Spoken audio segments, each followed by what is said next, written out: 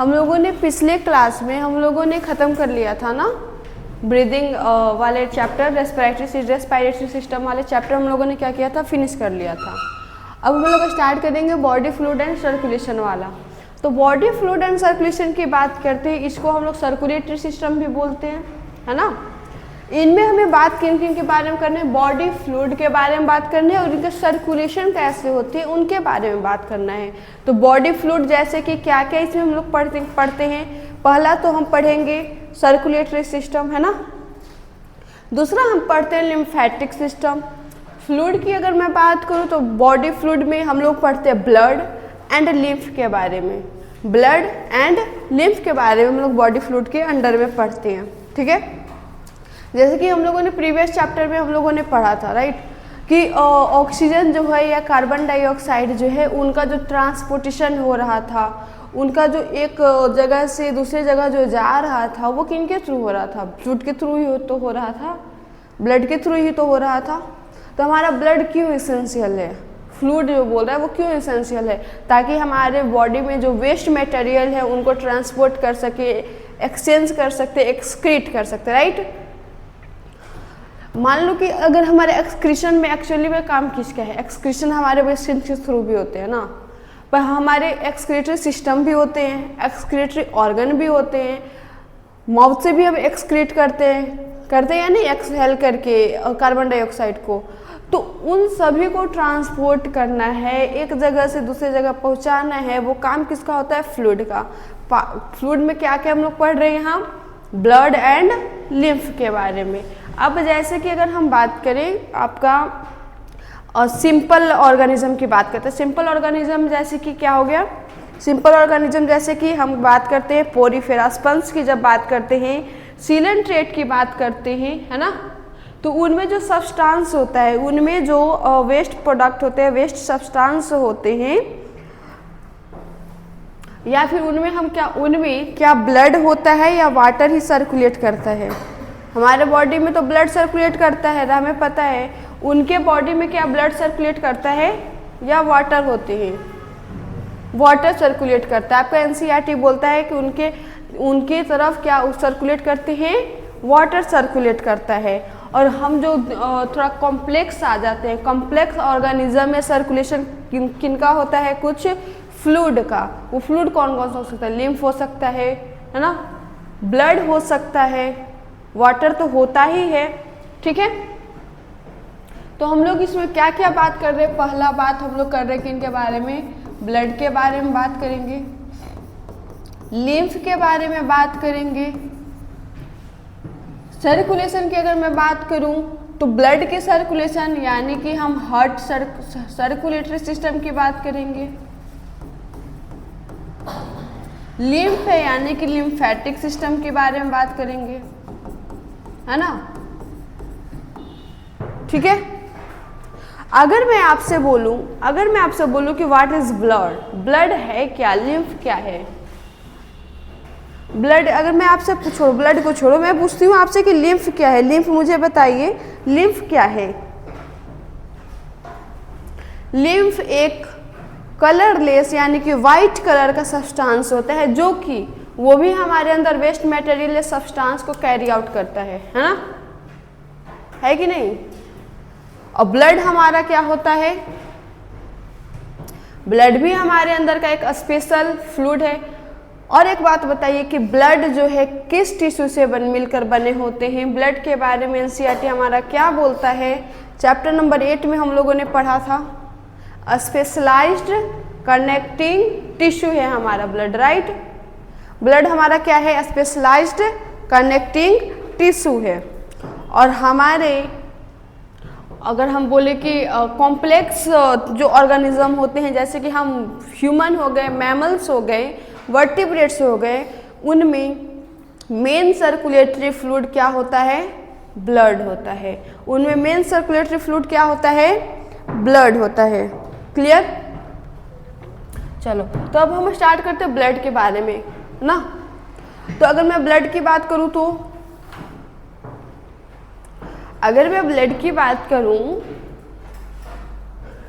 तो ब्लड के बारे में हम लोगों ने क्या क्या अभी सीखा,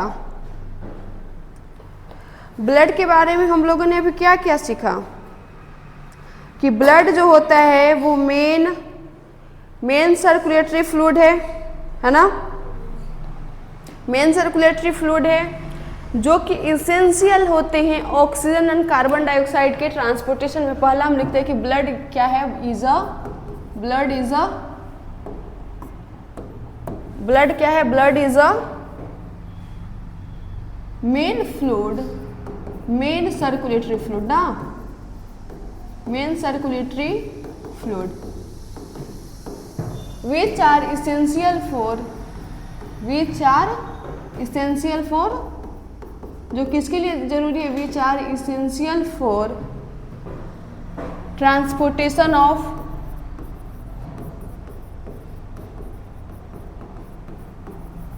gases, है ना, वेस्ट मटेरियल, है कि नहीं। चलो अब एक बात और मुझे बता दो कि ब्लड जो होता है उनका ओरिजिनेट कहाँ से होता है, ब्लड का ओरिजिनेशन कहाँ से होता है वो भी मुझे बता देना।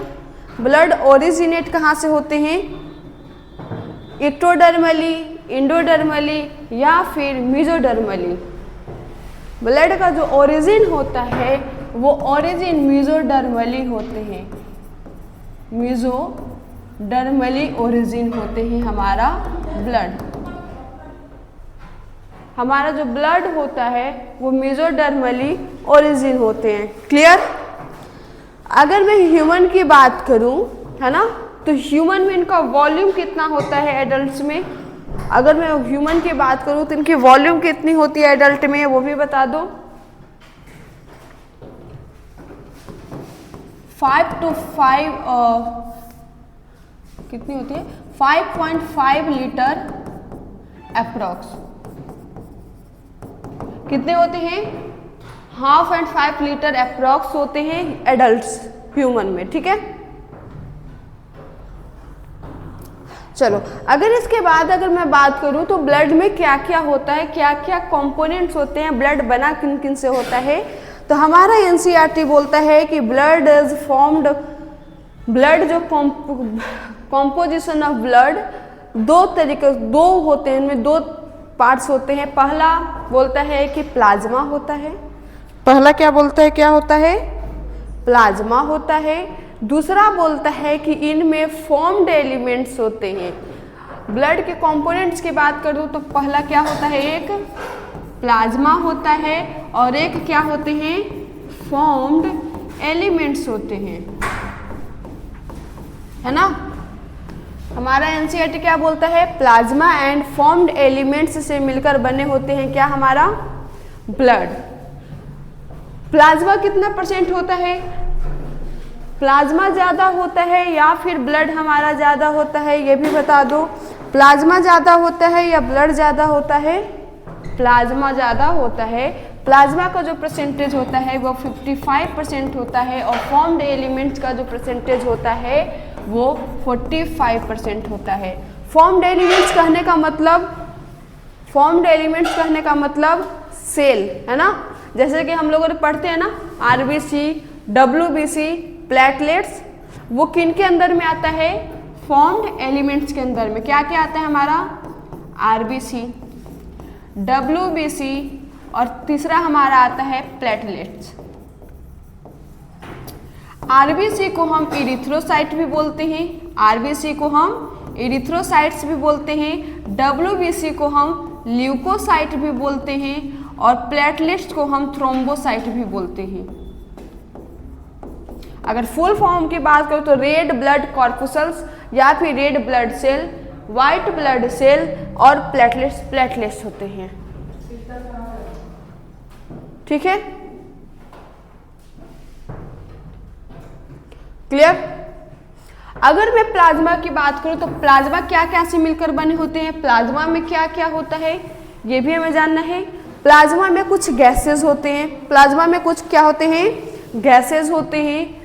पहला लिख लो कि वाटर होता है ना, गैसेस होते हैं, प्रोटीन होता है और साथ ही साथ इनमें साल्ट भी होते हैं। वाटर होता है, गैस होता है, प्रोटीन होता है और क्या होता है, साल्ट होता है। ठीक है, वाटर जो होता है वो 91 to 92% होते हैं और इन गैस, प्रोटीन और साल्ट को मिलाकर एक साथ हम सॉल्यूट बोलते हैं, जो कि 8 to 9% होता है। ठीक है, क्लियर। अगर इसके बाद अगर मैं आगे बात करूं, चलो प्लाज्मा क्या क्या से मिलकर बनते हैं, water, gases, protein and salt. Gases जैसे कि क्या क्या, गैसेज जैसे कि क्या क्या, O2 हो गया, है ना, CO2 हो गया, और भी अदर्स बहुत सारे गैसेज होते हैं ना। तो जैसे कि गैसेज में हम एग्जांपल ले लेते हैं O2, CO2। साल्ट की अगर मैं बात करूं तो NCERT में दिया हुआ है, आप देखिएगा तो लिखा हुआ है आपका सोडियम, पोटेशियम, साल्ट मतलब आ जा। तो मिनरल्स की अगर मैं बात करूं तो मिनरल्स में दिया हुआ है कि इनमें होते हैं सोडियम, पोटेशियम, कैल्शियम, है ना, क्लोरीन, हमारे मिनरल्स में आते हैं। अगर मैं साल्ट की बात करूं तो इनमें क्या क्या प्रेजेंट होता है, NaHCO3, और यहाँ साल्ट को हटाकर एक्चुअली कर लो क्या, मिनरल्स। साल्ट को हटा लो और यहाँ पर मिनरल्स लिख लो, सबसे अच्छा रहेगा, मिनरल्स। हमारा NCERT बोलता है क्या, कैल्शियम होते हैं, क्लोरीन होता है, सोडियम होता है, मैग्नीशियम होता है। ठीक है, यहां तक हो गया। अगर मैं प्रोटीन की बात करती हूँ, कि ब्लड में प्रोटीन होते हैं, तो प्रोटीन 3 तरीके का प्रोटीन प्रेजेंट होता है। हमारे ब्लड में कितने तरीके का प्रोटीन प्रेजेंट होते हैं, 3 तरीके का प्रोटीन प्रेजेंट होता है, फिब्रिनोजेन, एल्बुमिन और ग्लोब्युलिन। फिब्रिनोजेन पहला हमारा क्या आता है, फिब्रिनोजेन, दूसरा आता है एल्बुमिन और एक आता है हमारा globulin. Fibrinogen, albumin and globulin. Fibrinogen कहने का मतलब हमें समझ में आ रहा है कि समथिंग कुछ फाइबर, फिब्रिनोजेन समथिंग फाइबर, है ना। फिब्रिनोजेन कहने का मतलब हमें क्या समझ में आ रहा है कि समथिंग फाइबर, जो कि ब्लड क्लोटिंग में हेल्प करता है, जो कि किन में हेल्प करता है, ब्लड क्लोटिंग में हेल्प करते हैं, जो कि किन में हेल्प करता है, ब्लड क्लोटिंग में हेल्प करता है। एल्बुमिन जो होते हैं वो ऑस्मेटिक मेंटेन करते हैं, और एल्बुमिन जो होते हैं वो ऑस्मेटिक मेंटेनेंस को हेल्प करते हैं, ऑस्मेटिक मेंटेन करते हैं। और मतलब कि ये पीएच वैल्यू को क्या करता है, ये ब्लड के पीएच वैल्यू को क्या करता है, ये मेंटेन करता है। और ग्लोब्युलिन जो होता है वो एंटीबॉडी की तरह एक्ट करता है। ग्लोब्युलिन जो होता है वो किसकी तरह एक्ट करता है, एंटीबॉडी की तरह हेल्प करता है। मतलब कि ये इम्यूनिटी बनाता है, मतलब कि ये क्या बनाता है, इम्यूनिटी बनाने में हेल्प करता है। यहाँ तक क्लियर हो गया। ब्लड क्या क्या से मिलकर बने होते हैं, क्लियर हो गया सभी को। हमने बोला कि blood plasma and formed element से मिलकर बने होते हैं। फॉर्म्ड एलिमेंट्स में RBC आता है, WBC आता है, प्लेटलेट्स आते हैं। प्लाज्मा की बात किया तो वाटर आते हैं, गैसेज आते हैं, प्रोटीन आते हैं, मिनरल्स आते हैं। प्रोटीन 3 तरीके का, फिब्रिनोजेन, एल्बुमिन एंड ग्लोब्युलिन।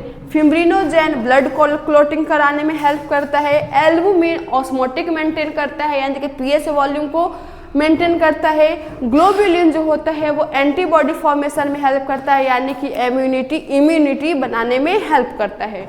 क्या यहाँ तक क्लियर हो गया सभी को? आगे बढ़े। अगर हम आगे बढ़ते हैं तो हमारा आता है फॉर्म्ड एलिमेंट, जो कि हम लोग नॉर्मल या अपने जनरल लैंग्वेज में जानते हैं सेल के बारे में, है ना। फॉर्म्ड एलिमेंट्स नथिंग बट क्या है, ये सेल है, राइट। जो कितने परसेंट होते हैं, जो कि इनका परसेंटेज कितना होता है, 45% होता है ना। इनकी परसेंटेज कितनी होती है, 45%। 3 तरीके का ब्लड होता है, erythrocyte, leukocyte, thrombocyte. Erythrocyte also known as RBC, leukocyte also known as WBC and thrombocyte also known as platelets, है ना। पहली अगर मैं बात करती हूँ कि आरबीसी जो होता है वो न्यूक्लिएटेड ह्यूमन का आरबीसी बात हो रही है ना। ह्यूमन का जो आरबीसी होता है वो न्यूक्लिएटेड होते हैं या इन्यूक्लिएटेड होते हैं, तो मुझे बता दो कि इनमें न्यूक्लियस प्रेजेंट होता है या नहीं होता। न्यूक्लियस प्रेजेंट होता है या नहीं होता, नहीं होता है, एब्सेंट होता है। ल्यूकोसाइट में प्रेजेंट होता है और थ्रोम्बोसाइट में भी एब्सेंट होता है। ठीक है, क्लियर। अच्छा, एक बात और मुझे बताना, मैं भूल गई थी, सॉरी। ब्लड में क्वांटॉल लिखना कि ब्लड जो होता है वो होम्योपोइसिस में हेल्प करते हैं। ब्लड किन में हेल्प करता है, होम्योपोइसिस का में। होम्योपोइसिस का मतलब क्या होता है, इनमें ब्लड प्लाज्मा और सेल फॉर्म्ड होना, प्लाज्मा एंड सेल फॉर्म होना, ब्लड में होम्योपोइसिस। ठीक है। दूसरी बात लिखना कि ब्लड का जो फॉर्मेशन होता है वो होता कहाँ है, वो होता कहाँ है, रेड बोन मेरो। कहाँ, रेड बोन मेरो में, रेड बोन मेरो, एपिफाइसिस। देखो बोन मैरो क्या होता है, ऐसे होता है ना हमारा, मैं तो फीमर की बात करूँ तो इस तरीके का हमारा फीमर होता है ना, तो ऊपर वाले पार्ट को हम एपिफाइसिस बोलते हैं। ठीक है,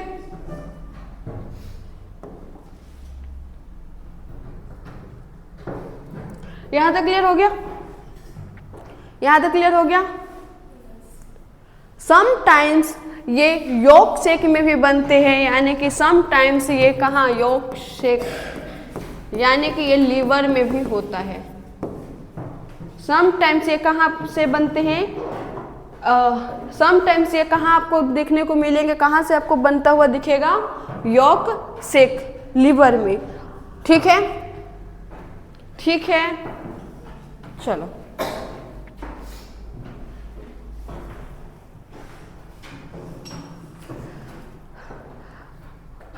हम लोग एडल्ट हो गए, हमारे पास बोन मैरो है, राइट, है ना। बट क्या इन एम्ब्रोए बोन मैरो प्रेजेंट होते हैं, नहीं होता, उनमें लीवर होता है ना, लीवर, यॉर्कशेक। देन एम्ब्रोए में कहाँ से ब्लड बनेगा, कहाँ से ब्लड आएगा हमारा, लीवर, एम्ब्रोए, यॉर्कशेक से। ठीक है, यहाँ तक क्लियर हो गया। हम अब आगे बढ़े क्या, आगे बढ़े क्या, चलो हम लोग यहाँ इरिथ्रोसाइट की बात करते हैं, न्यूक्लियस की हम लोगों ने बात कर ली। अगर मैं शेप की बात करूँ, अगर मैं शेप की बात करती हूँ तो इरिथ्रोसाइट का शेप कैसा होता है, बाइकॉनकेव होता है, बाइकॉन्वेक्स होता है, बाइकॉनकेव होता है या बाइकॉन्वेक्स होता है, मुझे वो बता दो। बाइकॉनकेव होते हैं। और एक बात ध्यान रखना कि फ्रॉग का इरिथ्रोसाइट अपोजिट होता है, उनमें न्यूक्लियस होता है और शेप उनका बाइकॉन्वेक्स होता है। ठीक है, फ्रॉग में इरिथ्रोसाइट का जो शेप होता है वो कैसा होता है, बाइकॉन्वेक्स होते हैं। ठीक है, ठीक है यहां तक। और हम लोग अगर मैं WBC की शेप की बात करूं तो कैसा होता है, WBC की शेप की बात करूं तो कैसा होता है, एम्योबॉइडल शेप का होता है या नहीं होता, एम्योबॉइडल शेप का होता है या नहीं होता, बोलो भाई। हम लोगों ने ये चैप्टर नंबर 8 में पढ़ा था कि ल्यूकोसाइट का जो शेप होता है वो एम्योबॉइड शेप का होता है। WBC का शेप कैसा होता है, एम्योबॉइड शेप होते हैं। अगर इसके आगे अगर मैं बात करती हूँ, अगर मैं इसके आगे अगर मैं बात करूं तो इनके नंबर्स की अगर मैं बात करती हूं, नंबर्स के बारे में मुझे बता दो कि आरबीसी का नंबर कितना होता है। नंबर की बात बता दो, आरबीसी कितने होते हैं, 5 to 5.5 मिलियन होते हैं mm3। ल्यूकोसाइट की अगर मैं बात करूं तो 6000 to 8000 होता है। अगर मैं प्लेटलेट्स की बात करती हूं तो प्लेटलेट्स का क्या नंबर होता है, प्लेटलेट्स का क्या नंबर होता है, 1.523 mm3। ये हो गई नंबर की बात। अब हम बात करते हैं कलर की। अगर मैं बात करूं कलर की तो आरबीसी का कलर जो होता है वो रेड होता है, किनके कारण, due to presence of haemoglobin. और ल्यूकोसाइट का जो कलर होता है वो कलरलेस होता है, ड्यू टू absence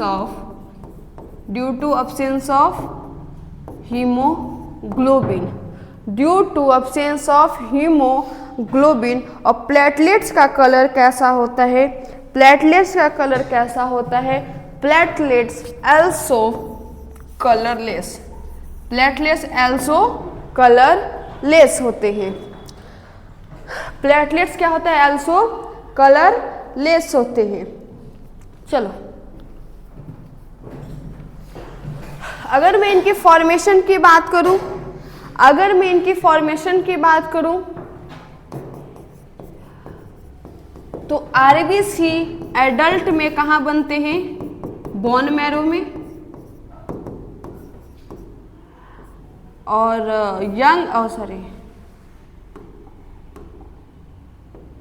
और बच्चे में कहाँ बनता है, लीवर, है ना, बच्चे में कहाँ बनता है, हमारा लीवर में बनता है। क्लियर। थ्रोम्बोसाइट जो होता है वो एक्चुअली में ट्रू सेल नहीं होता। प्लेटलेट्स क्या होता है, वो ट्रू सेल नहीं होता, ये फ्रेगमेंटेशन होता है मेगा कैरोसाइट्स का। ये क्या होते हैं, फ्रेगमेंटेशन होते हैं किसका, ये होते हैं fragmentation of mega karyocytes. Mega karyocytes का ये फ्रेगमेंटेशन होता है, ठीक है। मेगा कैरियोसाइट्स का ये क्या होते हैं, फ्रेगमेंटेशन होता है। मेगा कैरियोसाइट्स क्या होते हैं, मेगा कैरियोसाइट रेयर सेल होता है। मेगा कैरियोसाइट क्या होते हैं, रेयर सेल होते हैं, जो कि बोन मैरो में प्रेजेंट होता है। कभी कभी आपको लंग्स में भी देखने को मिलेगा। मेगा कैरियोसाइट एक रेयर सेल होता है जो कि प्रेजेंट होता है कहाँ, हमारा बोन मैरो में। कभी कभी समटाइम्स ये आपको लंग्स में भी देखने को मिलेगा, जो कि हेल्प करता है प्लेटलेट्स बनाने में। यानी कि मेगा कैरियोसाइट जो कि बड़ा सेल होता है वो ब्रेक डाउन होकर क्या बनाता है, प्लेटलेट्स बनाते हैं। क्लियर। अगर आपसे बोलेगा कि इनमें से एक्चुअल सेल कौन नहीं है, तो कौन नहीं है, हमारा प्लेटलेट्स नहीं है, थ्रोम्बोसाइट्स हमारा एक्चुअल सेल नहीं होता है। क्या यहाँ तक क्लियर हो गया, चलो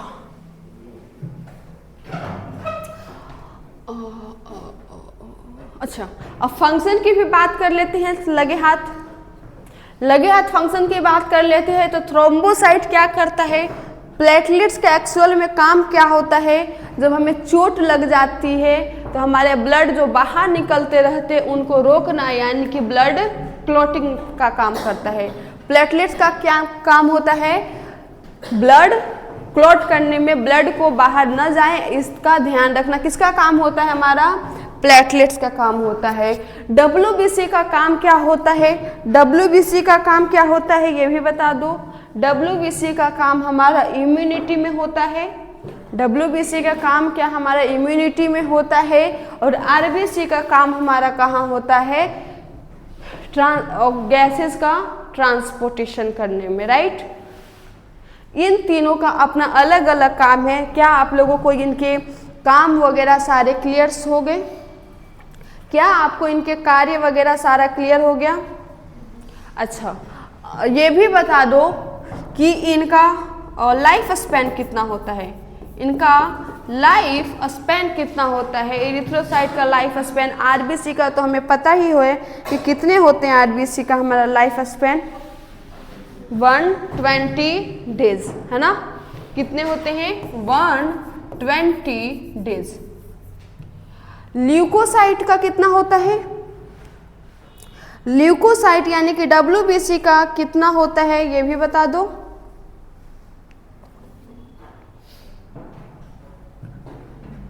ट्वेंटी टू 25 डेज होते हैं, ठीक है।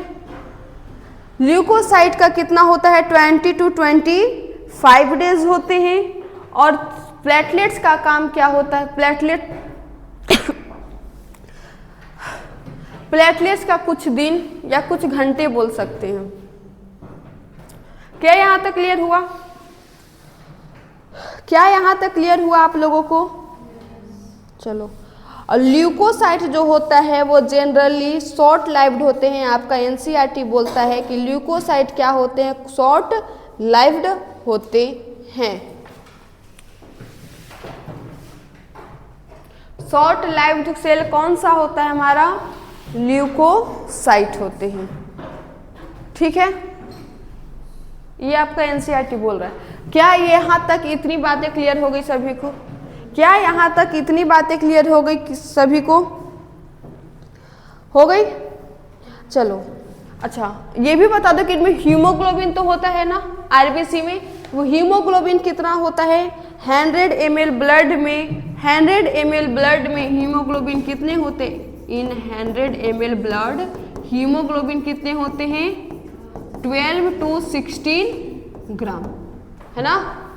12 to 16 ग्राम होना चाहिए, अब इससे कम या किससे ज़्यादा भी हो सकता है, ठीक है। जब एरिथ्रोसाइट, जब RBC 120 डेज के बाद वो डेथ कर जाते, इनका सेल डेड हो जाता है, तो ये कहाँ चले जाते हैं? स्प्लीन में। कहाँ चला जाता है? स्प्लीन में, जो कि लिम्फेटिक सिस्टम का एक ऑर्गन है। स्प्लीन को हम लोग बोलते हैं ग्रेवयार्ड ऑफ RBC। RBC का ग्रेवयार्ड बोलते हैं, यानी कि RBC का कब्र। RBC डेड होने के बाद कहाँ जाते हैं? स्प्लीन में जाते हैं। और spleen is the organ of lymphatic system, ध्यान देना, ठीक है। अब एक बात और, एक वर्ड यूज किया है हमारा NCERT, सीरम। NCERT में एक वर्ड यूज किया गया है सीरम। वो सीरम क्या होता है वो बता दो एक बार। सीरम क्या होता है? सीरम क्या होता है? सीरम इज द, अगर सीरम में, अगर पूरे ब्लड में से हम क्या हटा देंगे तो वो सीरम बनेगा। ब्लड में से हम हीमोग्लोबिन हटा दें, यानी कि हम RBC को हटा दें, तो हमारा क्या बनेगा? सीरम बनता है, ठीक है। यहां तक क्लियर हो गया? यहां तक क्लियर? आगे बढ़े, चलो। उसके बाद आते हैं ल्यूकोसाइट के टाइप्स भी होते हैं। ल्यूकोसाइट के क्या होते हैं? कुछ टाइप्स भी होते हैं।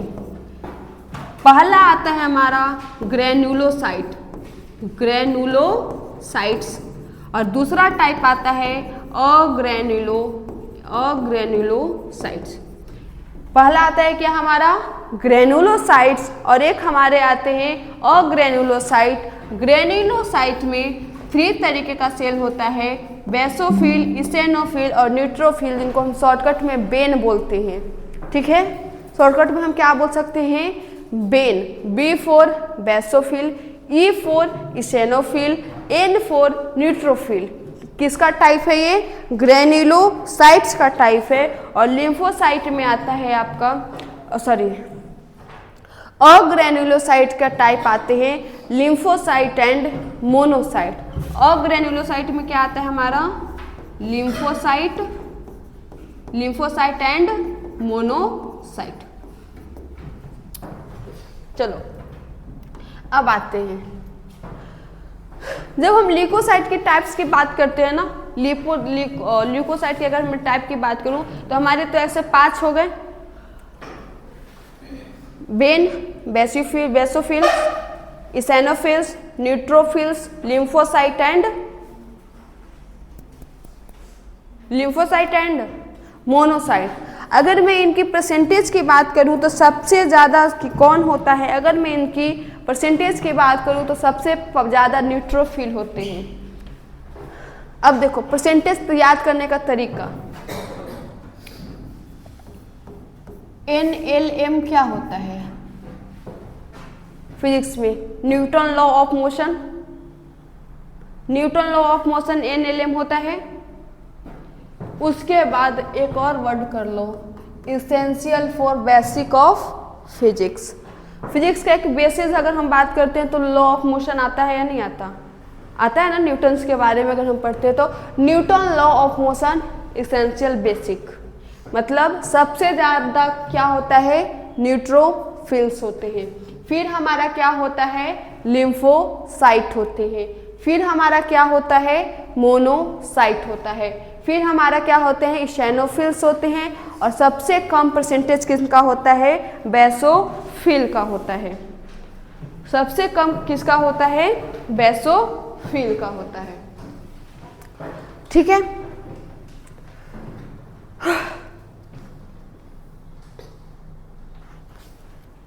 चलो अगर मैं बात करती हूँ इनके टाइप्स में, तो पहला हम आते हैं ग्रेन्युलोसाइट्स को लेते हैं। पहला हम किन के बारे में पढ़ते हैं? ग्रेन्युलोसाइट्स के बारे में। ग्रेन्युलोसाइट्स में हम लोग 3 पढ़ते हैं, basophil, eosinophils, neutrophils. Basophils, eosinophils, neutrophils. अब मुझे ये भी बता दो कि एनसीईआरटी में बेसोफिल्स का परसेंटेज कितना दिया हुआ है? बेसोफिल्स का परसेंटेज कितना दिया हुआ है हमारे एनसीईआरटी में? कितने परसेंट होते हैं? 0.5 to 1% दिया हुआ है हमारे एनसीईआरटी में कि बेसोफिल का परसेंटेज कितना होता है? 0.5 to 1% होते हैं, राइट। उसके आगे अगर हम बात करते हैं तो बेसोफिल का जो सेल होता है, बेसोफिल के अंदर जो हमारा क्या होता है आपका न्यूक्लियस, ये क्या है बेसोफिल में? ये क्या है? न्यूक्लियस है। बेसोफिल का ये क्या है? न्यूक्लियस होता है। और न्यूक्लियस जो होते हैं, न्यूक्लियस जो होता है वो ट्राइलोब्ड होते हैं। न्यूक्लियस कैसा होता है? ट्राइलोब्ड न्यूक्लियस होते हैं। देख रहे हो एक लोब में 3 न्यूक्लियस लगे हुए हैं गुच्छे में, यानी कि इनका न्यूक्लियस कैसा होता है? ट्राइलोब्ड होते हैं। ठीक है। इनमें जो कुछ प्लाज्म होते हैं, इनमें सेल है तो कुछ इसके अंदर फ्लूइड होगा। सेल है तो इसके अंदर में फ्लूइड होगा या नहीं होगा? होगा ना। ये फ्लूइड जो होता है वो बेसिक होते हैं। फ्लूइड कैसा होता है? बेसिक होता है। ठीक है। अगर मैं बात करूं कि बेसोफिल के बारे में, तो बेसोफिल जो होता है 3 तरीके का वो सिक्रीट करता है। ये सिक्रीट करता है बेसोफिल सिक्रीट क्या क्या सिक्रीट करता है? Heparin, histamine and serotonin. Heparin, histamine और सेरोटोनिन क्या सिक्रीट करता है? Histamine, heparin. और एक क्या सिक्रीट करता है? ये सेरोटोनिन। अब देखना, हिस्टामिन जो होता है वो एक तरीके का वैसोडाइलेटर होता है। हिस्टामिन क्या है? वैसोडाइलेटर। हेपेरिन क्या है? एंटीकोएगुलेंट है। एंटीकोएगुलेंट यानी कि ब्लड को क्लॉट नहीं होने देना, ठीक है। सेरोटोनिन जो होता है वो वैसोकॉन्स्ट्रिक्टर है, वैसोकॉन्स्ट्रिक्टर है। सेरोटोनिन क्या है? एक वैसोकॉन्स्ट्रिक्टर होता है। सेरोटोनिन क्या है? एक तरीके का वैसोकॉन्स्ट्रिक्टर होता है। चलो यहां तक क्लियर हो गया। वैसोफिल्स के बारे में इतनी बातें क्लियर हो गई। वैसोफिल्स के बारे में इतनी बातें क्लियर हो गई। चलो इशेनोफिल की बात करते हैं। इशेनोफिल्स की बात करते हैं तो इनके अंदर जो ये फ्लूइड है वो एसिडिक होते हैं। ये फ्लूइड कैसा होता है? एसिडिक होता है। और इनका जो न्यूक्लियस होता है वो ईयरफोन लाइक होते हैं। इनका न्यूक्लियस कैसा होता है? इनका न्यूक्लियस कैसा होता है? ईयरफोन लाइक होता है ना। ईयरफोन लाइक होता है। और ये हम इनको कह सकते हैं कि ये बाइलोब्ड होते हैं। इशेनोफिल्स का जो न्यूक्लियस होता है वो ईयरफोन लाइक होता है, या हम इनको कह सकते हैं कि ये कैसा होता है? बाइलोब्ड न्यूक्लियस होते हैं। क्लियर? अगर मैं इशेनोफिल्स के काम की बात करूं तो, अगर मैं इनके फंक्शन की बात करूं तो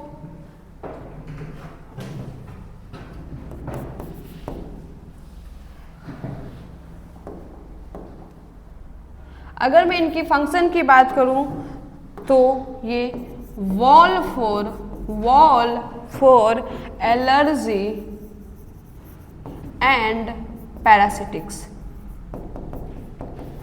इनको हम वॉल ऑफ क्या बोल सकते हैं? Wall for allergy and parasite. इसका मतलब क्या हुआ? इसका मतलब क्या हुआ? मतलब अगर हमारे अंदर इन्फ्लामेशन हो रहा है या कुछ हो रहा है तो एलर्जी जो करता है वो ये करता है। पैरासाइट सारे उनके लिए वो वॉल है, ठीक है।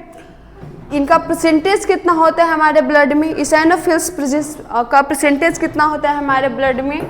2 to 3%, 2 से लेकर 3% होता है। क्लियर? 2 to कितने होते हैं? 3% होता है हमारा क्या? इशेनोफिल्स। क्लियर? न्यूट्रोफिल्स की बात करूं, अगर मैं न्यूट्रोफिल्स की बात करूं तो न्यूट्रोफिल्स जो होता है, न्यूट्रोफिल्स के अंदर जो ये डाई प्रेजेंट है वो न्यूट्रल होगा, एसिडिक भी होगा, बेसिक भी होगा, यानी कि ये क्या होगा?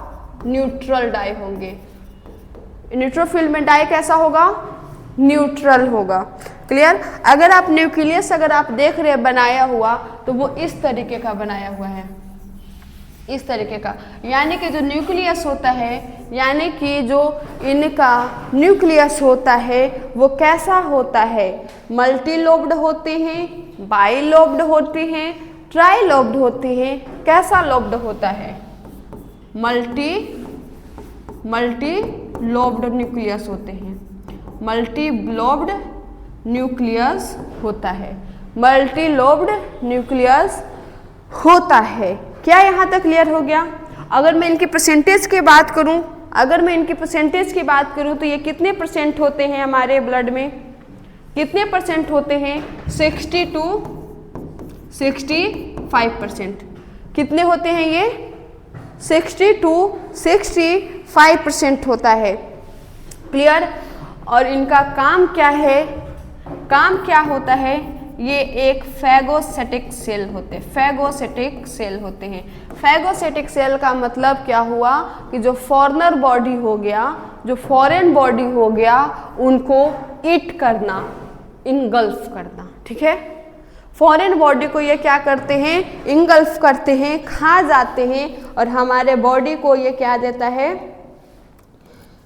एक तरीके से इनको ये बोल सकते हैं कि हमारे बॉडी को ये प्रोटेक्शन देता है हमारे फॉरेन बॉडी से। न्यूट्रोफिल्स क्या है? यहाँ तक न्यूट्रोफिल्स तक क्लियर हो गया? क्या न्यूट्रोफिल्स तक क्लियर हो गया? चलो इसके आगे हम बात करते हैं ग्रेन्युलोसाइट की। इसके बाद हमारा क्या आता है? सॉरी अग्रेनुलोसाइट्स ना, अग्रेनुलोसाइट्स। तो ये कितने होते हैं? 2। पहला लिम्फोसाइट और दूसरा लिम्फोसाइट और दूसरा हमारा क्या होता है? मोनोसाइट। पहला हमारा होता है लिम्फोसाइट और दूसरा हमारा क्या होता है? पहला हमारा होता है लिम्फोसाइट और दूसरा क्या होता है हमारा? मोनोसाइट, है ना।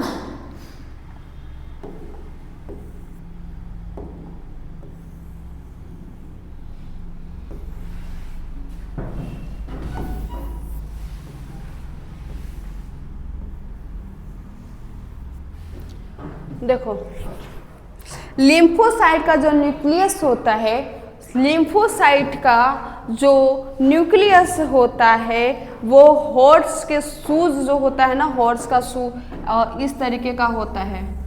हॉर्स का शू इस तरीके का होता है ना, तो हॉर्स शू के टाइप का होता है। इनका न्यूक्लियस कैसा होता है? हॉर्स शूज न्यूक्लियस होते हैं। और मोनोसाइट का न्यूक्लियस होता है हमारा किडनी की तरह। मोनोसाइट का न्यूक्लियस किस शेप का होता है? किडनी शेप का होता है ना।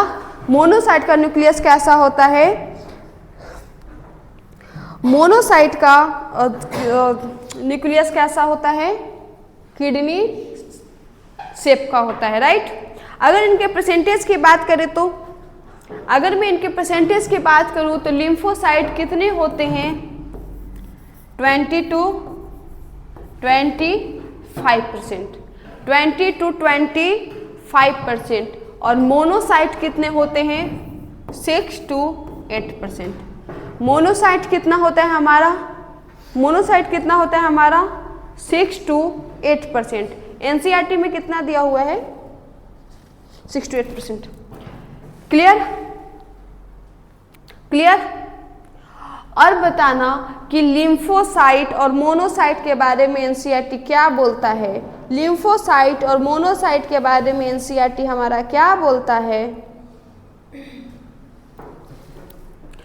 मोनोसाइट के बारे में तो हमारा एनसीईआरटी बोलता है कि ये एक फैगोसिटिक सेल होते हैं। ये क्या होते हैं? एक फैगोसिटिक सेल होते हैं, यानी कि फॉरेनर बॉडी को ये क्या करते हैं? इंगल्फ करते हैं। फॉरेनर बॉडी को ये क्या करते हैं? इंगल्फ करते हैं, राइट। यानी कि हमारे बॉडी में इनकी एंट्री को बैन करता है। लिम्फोसाइट की अगर मैं बात करूं तो, लिम्फोसाइट की अगर मैं बात करूं, अगर मैं लिम्फोसाइट की अगर मैं बात करती हूँ तो लिम्फोसाइट 2 तरीके का होता है। लिम्फोसाइट कितने तरीके के होते हैं? 2 तरीके का सेल प्रेजेंट होता है। एक होता है बी सेल और एक होता है टी सेल। एक होता है क्या हमारा? बी सेल और एक होता है हमारा T cell. B lymphocyte, T lymphocyte. B lymphocyte क्या करता है? बी लिम्फोसाइट क्या करता है? एंटीबॉडी बनाता है। बी लिम्फोसाइट क्या करता है? बी लिम्फोसाइट क्या करता है? एंटीबॉडी बनाता है। और टी लिम्फोसाइट क्या करता है? उनको हेल्प करता है। बी लिम्फोसाइट क्या बनाता है? एंटीबॉडी। और टी लिम्फोसाइट क्या करता है? उनको बनाने में हेल्प करता है। क्लियर? क्लियर? क्लियर? क्या हमें सेल्स क्लियर हो गए? सेल्स हमें क्लियर हो गए? क्या हमें सेल्स क्लियर हो गया? चलो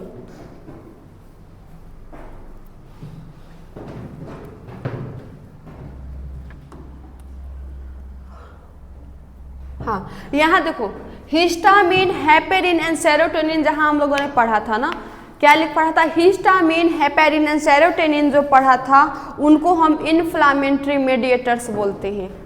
इन तीनों को हम क्या बोलते हैं? इन्फ्लामेटरी मेडिएटर्स बोलते हैं। इन तीनों को हम एक साथ क्या बोलते हैं? इन तीनों को हम एक साथ क्या बोलते हैं? Inflammatory mediators.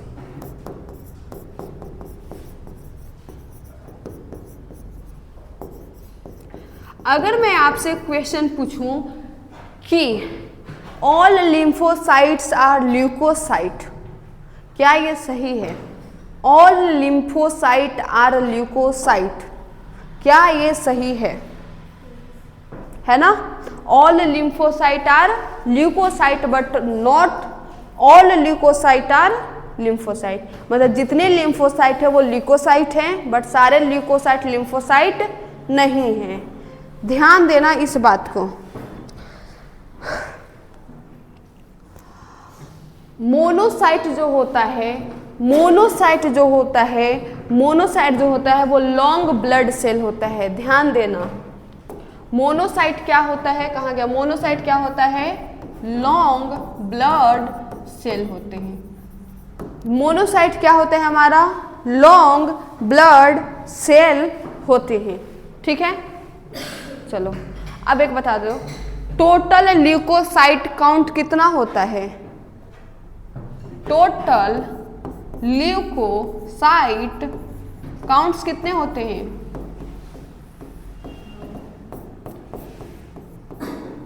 6000 to 8000, है ना? क्या यहाँ तक क्लियर हो गया? क्या यहाँ तक क्लियर हो गया? आगे बढ़े हम, आगे बढ़े हम। चलो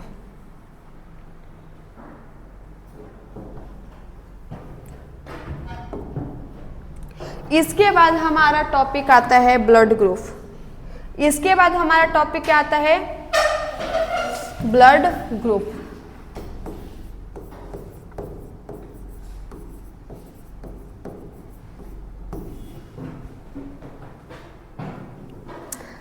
नादा, तुम्हारा ब्लड ग्रुप क्या है?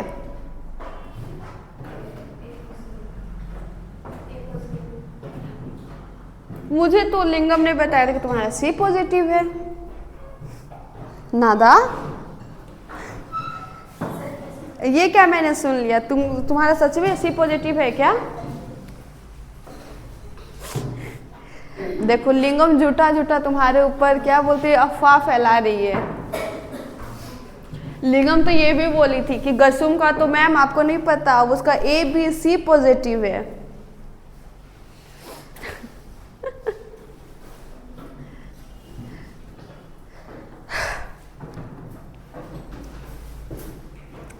चलो, जब हम ब्लड ग्रुप की बात करते हैं, तो हमें दो बात यहाँ पर जानना जरूरी है। पहला कि एंटीजन क्या होते हैं और दूसरा कि एंटीबॉडी क्या होता है। फर्स्ट क्या कि एंटीजन क्या होते हैं, एंटीजन क्या होते हैं और एंटीबॉडी क्या होता है। एंटीजन क्या होता है और एंटीबॉडी क्या होता है। तो क्या आप मुझे बताइएगा कि एंटीजन क्या होता है और एंटीबॉडीज क्या होता है।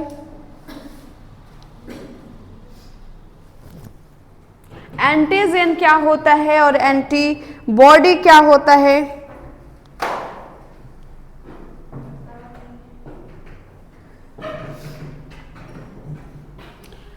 एंटीजन क्या होते हैं, एंटीबॉडी क्या होता है। एंटीजन इम्यून रिस्पॉन्स को जनरेट करते हैं। एंटीजन क्या करता है? एंटीजन क्या करता है? इम्यून रिस्पॉन्स को जनरेट करता है। और इनके बारे में हम लोग अच्छे से पढ़ेंगे। क्लास 12 में इम्यूनिटी पढ़ना है ना, health, human health and disease में, वहाँ पर एंटीजन क्या होता है? इम्यून रिस्पॉन्स जनरेट करता है। और एंटीबॉडी क्या करता है? एंटीजन के लिए रिस्पॉन्स जनरेट करता है। इसलिए जहाँ एंटीजन होगा वहाँ बॉडी एंटीबॉडी होता है। एंटीजन एंटीबॉडी से कनेक्टेड होता है। एंटीजन इम्यून रिस्पॉन्स जनरेट करते हैं और एंटीबॉडी एंटीजन के लिए रिस्पॉन्स जनरेट करता है। क्लियर? एंटीजन एंड एंटीबॉडी क्या क्लियर हो गया? तो अगर मैं ब्लड ग्रुप की बात करती हूँ तो आप लोगों ने सुना होगा ब्लड ग्रुप होते हैं या तो A पॉजिटिव होते हैं, B पॉजिटिव होते हैं, O पॉजिटिव होते हैं। ए नेगेटिव हो सकते हैं, बी नेगेटिव हो सकते हैं, ओ नेगेटिव हो सकते हैं, या ए बी पॉजिटिव हो सकते हैं, या ए बी निगेटिव हो सकते हैं। यानी कि हमारा जो ब्लड ग्रुप होता है वो ए बी ओ ही होता है। हमारा ब्लड ग्रुप का जो ग्रुपिंग होता है वो कैसा ग्रुपिंग होता है? ए बी ओ ग्रुपिंग होता है, ए बी ओ ग्रुपिंग होता है, ए बी ओ ग्रुपिंग होता है। यही होता है ना, या इससे भी ज़्यादा कोई होता है? हाँ होता है। मैं माफी ने तो बोला नादा का सी पॉजिटिव होता है ना भाई। ग्रुपिंग 3 ही होता है, ए बी ओ, ठीक है। इसी 3 वर्ड से ए बी ओ से ही हमारा जितने हैं ब्लड का ग्रुप वो क्या होते हैं? बनते हैं, ठीक है। अब एक बात बता दो, ये जो ब्लड ग्रुपिंग है A B O blood group है वो दिया किसने था? दिया किसने था? कार्ल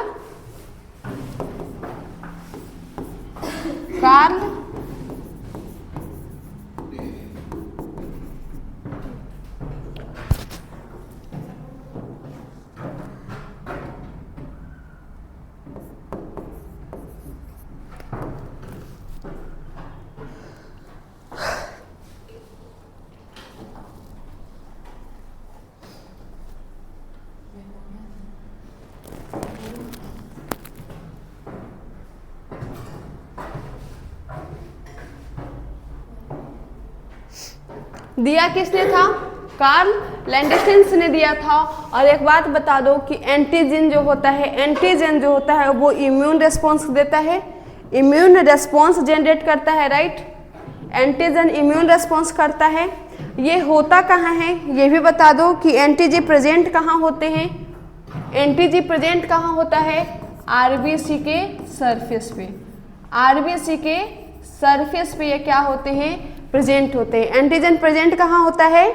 आरबीसी के सरफेस पे प्रेजेंट होते हैं। और एंटीबॉडी कहाँ प्रेजेंट होता है? प्लाज्मा। एंटीजन प्रेजेंट कहाँ होते हैं? आरबीसी के सरफेस पे। और एंटीबॉडी कहाँ प्रेजेंट होते हैं? प्लाज्मा में प्रेजेंट होते हैं। यहाँ तक क्लियर हो गया? एंटीजन एंटीबॉडी क्लियर हो गया? क्लियर हो गया।